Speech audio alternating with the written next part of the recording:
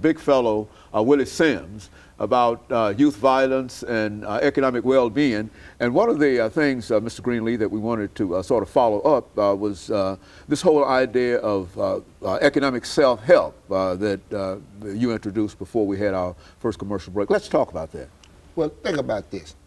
How can we talk about giving people jobs, and especially if you look in the inner city where there's all these issues of crime, but even in their own community, there's not even an opportunity to get a job.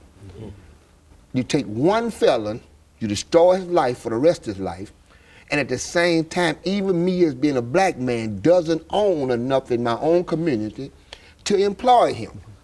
We got to deal with this. You know, we got to get back to wanting to buy our own, listen, our own community. Not saying we're supposed to own everything in our community, but shouldn't we own at least majority of whatever in our community? Why should we ever have to go over here to buy from this person, that person? Well, let me say the prime example of it.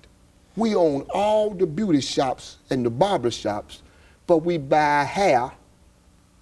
All right. I don't have to say it anymore. Okay. It doesn't even make sense for us to have all of this and we buy hair from another person who has no interest in putting that money in the same community which we own all the beauty shops and the barber shops. We have to get serious, get down and quit begging, and let's put something together that'll work for not just us as African Americans, but it ends up helping the whole United States of America. Because if I'm helping myself, then I'm not begging for the government's money, trillions and trillions of dollars. Now I'm adding billions and billions to it. That's, I mean, how hard could that be for a man to see?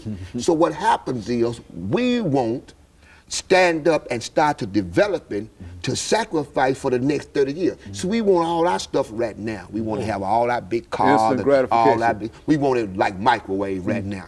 But we have to stop and realize now, let's put our resources back for our future. Let's quit spending all of our monies, and I'm talking about not having no savings in the next 5 or 10 years anyway. Why don't we cut back? Start back to buying our community back.